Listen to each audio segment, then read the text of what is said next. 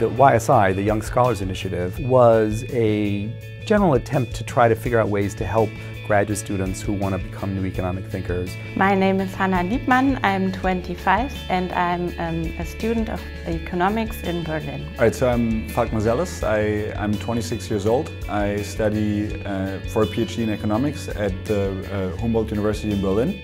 The Berlin piece of it began with the thought, well, let's bring 25 graduate students to Berlin to participate in the plenary. I'm Marco Fabri, coming from Italy. My name is Ping Bernastranko.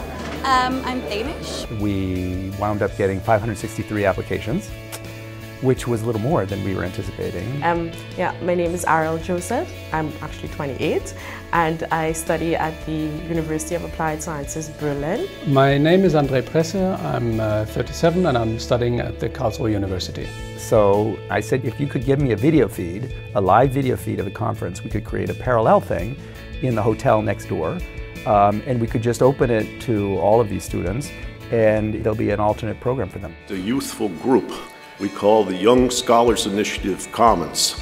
They're up over my shoulder right now. They have over 300 people registered. Many of our speakers will get a chance to go and visit with them.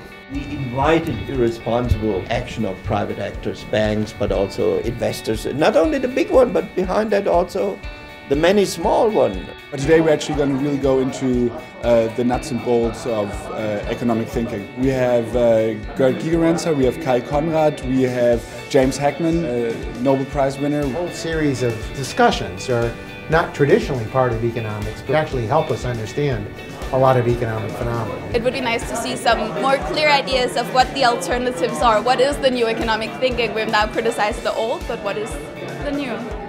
For me, it's like experimental behavioral stuff. Beyond the homo economicus, there is much more.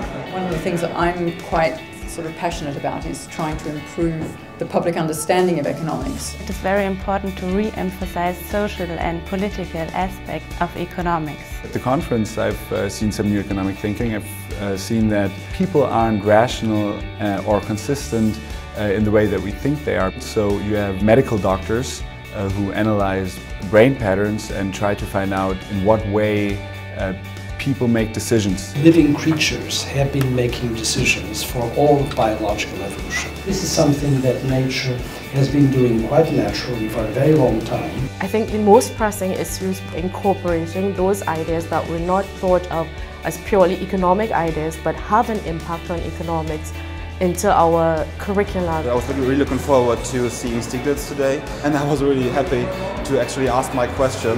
How can you actually democratize globalization? You need global regulation, and we haven't yet created a framework for doing that, and in the absence of that, we have a lot of adverse global consequences. Old paradigms don't hold true anymore. When we call it an economic crisis, we think that it's a crisis of an economic life, but it is not. It is rather a crisis of economic thinking. We've been invited over to the main conference, so the entire YSI Commons is going to go over to the main conference for their final session. Those young people who we will pass the baton to, I want those people to feel a community. I want those people to have the courage to follow their creativity. Actually engaging young people is new to me, and giving us a voice, I think, is something that I wanted to support. We need new economic thinking, and since the old economic thinking cannot provide the answers, we're opening up all the gates. We need new ideas, and here they come. The major thing we have to do now is provide the platform for the younger generation and to continue doing that, and well, we need enough young people to do that as well, and I appreciate being part of that.